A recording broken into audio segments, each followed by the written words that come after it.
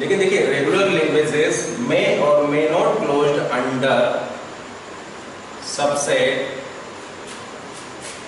Superset, proper subset, proper superset, infinite union and infinite intersection. ठीक है ना। Regular languages मे और may not closed under subset, superset, proper subset, proper superset, infinite union. तो हो सकता है कि सबसेट या सुपरसेट या इनफाइनाइट यूनियन करने पर आपका रेगुलर लैंग्वेज क्लोज हो भी सकता है और नहीं हो सकता है। एक एग्जांपल से इसको देखते हैं।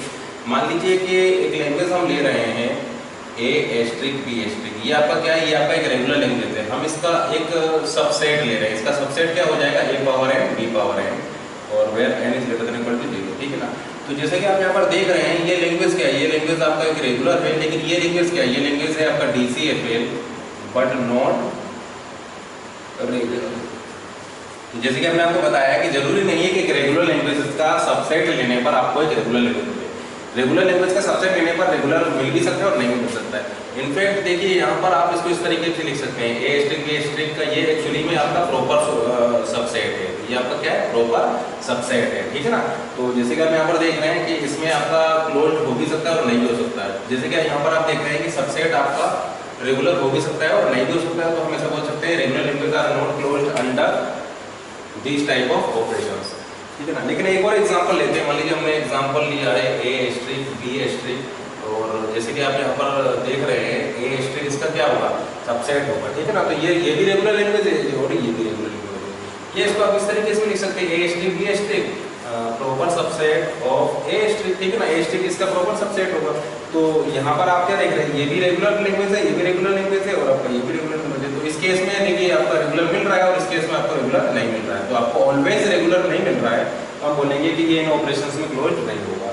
अब हम सुपरसेट वाला केस देखते हैं। जैसे कि आपको बताया कि फाई आपका क्या है, एक रेगुलर लैंग्वेज है, फाई आपका एक रेगुलर लैंग्वेज है। इसका हम सुपरसेट लिख रहे हैं a power n b power n where n is greater than equal to 0। ये लैंग्वेज क्या है, ये लैंग्वेज आपका है DCFL बट नॉट रेगुलर। इसका मतलब आप एक रेगुलर लैंग्वेज का सुपरसेट ले रहे हैं, तो जरूरी नहीं है कि आपको एक रेगुलर लैंग्वेज मिले। लेकिन दूसरा केस देखिए, फाइल का मान लीजिए सुपरसेट आप ले रहे हैं ए स्ट्रिंग बी स्ट्रिंग। ठीक है ना। तो ये भी आपका सुपरसेट है। अब चूंकि ये आपका क्या है, ये रेगुलर है, तो जरूरी नहीं है कि एक रेगुलर लैंग्वेज का सुपरसेट या प्रॉपर सुपरसेट लेने पर आपको एक रेगुलर लैंग्वेज मिले। ठीक है ना। अब इनफाइनाइट यूनियन वाला केस देखते हैं। जैसे कि अगर हम आपसे कहें कि lambda union a square union a cube union a power 4 union up to infinite.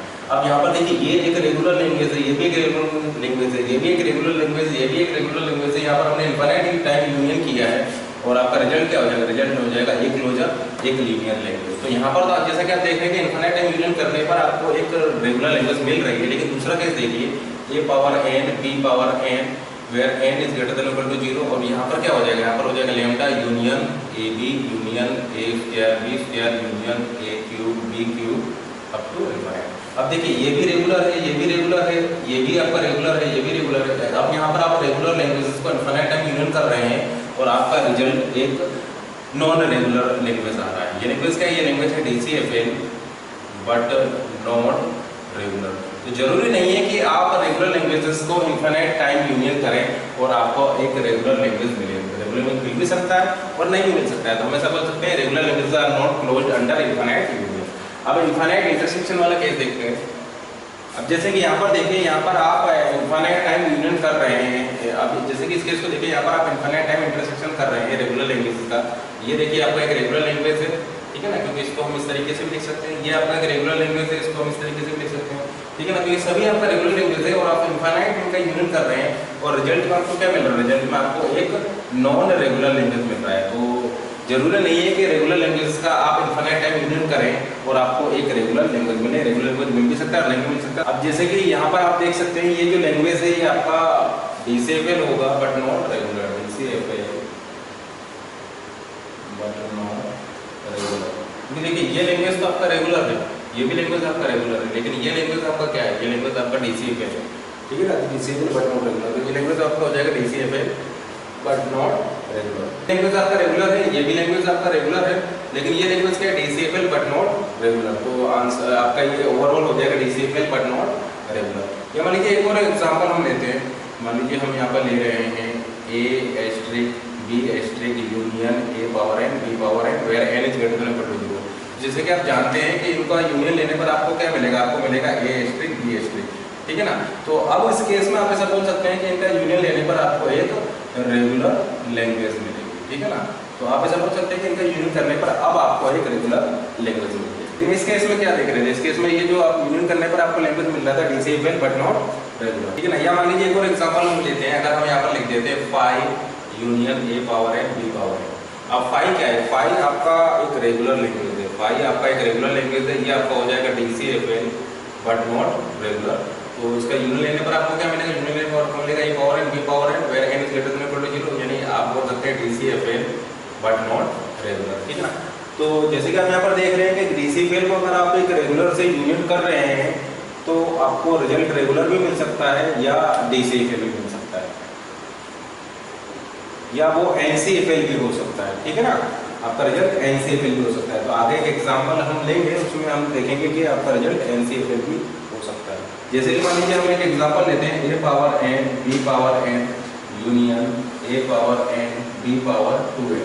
अब देखिए यहाँ पर ये लैंग्वेज आपका DCFL बट नॉट रेगुलर है, ये लैंग्वेज भी आपका DCFL बट नॉट रेगुलर। यहाँ पर आप क्या करेंगे, यहाँ पर आप ये करेंगे कि ए आने पर पुश करेंगे, बी आने पर आप पॉप करेंगे और स्टैक एम्प्टी होगा तो स्टैक एक्सेप्टेड। यहाँ पर आप क्या करेंगे कि ए आने पर 2a को पुश करेंगे, क्योंकि देखिए यहाँ पर जो b होंगे वो a से ट्वाइस होंगे, ठीक है ना। नंबर ऑफ b जो होंगे वो a से ट्वाइस होंगे। तो a आने पर हम क्या करेंगे, 2a को पुश करेंगे, 2a को पुश करेंगे और b आने पर 1a को पॉप करेंगे, ठीक है ना। तो जो सिंगल a आएगा तो हम 2a को वहाँ पर पुश करेंगे और b आने पर हम सिंगल a को वहाँ पर पॉप करेंगे। तो अगर स्टैक हमारा एम्प्टी हो जाएगा तो हम बोलेंगे कि स्टैक एक्सेप्टेड अदरवाइज रिजेक्टेड। अब देखिए एक अब ये आपका यहाँ पर फिर से हम ऐसा बोल सकते हैं पुश एंड पॉप आपको क्लियर रहेंगे। जैसे कि ये आने पर आपको पुश तो करना है, लेकिन इस केस में 1a पुश करना है और इस केस में 1a के करस्पॉन्डिंग 2a पुश करना है, ठीक है ना। मतलब इस केस में a आने पर आप सिंगल a स्टैक में पुश करेंगे और अगर इस केस की हम बात करें तो यहाँ पर सिंगल a आने पर आप 2a पुश करेंगे।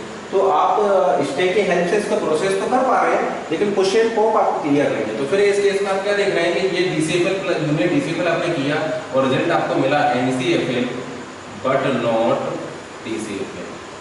क्योंकि यहाँ पर पुश एंड पॉप क्लियर नहीं है तो मशीन की दो कॉपी काम करेगी। एक मशीन की कॉपी काम करेगी जो इस रूल पे वर्क कर रही होगी कि ए आने पर ए को पुश करे और बी आने पर ए से इसको पॉप करे। दूसरी मशीन की कॉपी होगी जो इस तरीके से इस रूल पर वर्क कर रही होगी कि ए आने पर 2a को पुश करेगी और बी आने पर ए को पॉप करेगी। मशीन की 2 कॉपी अगर कॉपी क्रिएट होगी क्योंकि पुश एंड पॉप आपको क्लियर नहीं है। तो दो DCFL लैंग्वेज का हमने यूनियन लिया है, हमें रिजल्ट मिला NCFL बट नॉट DCFL। तो DCFL के साथ यूनियन लेने पर आपको देखिए जैसे कि आप यहाँ पर देख रहे हैं, यहाँ पर रिजल्ट हमें DCFL मिला था, यहाँ पर रेगुलर मिला था और वहाँ पर हमें NCFL मिला।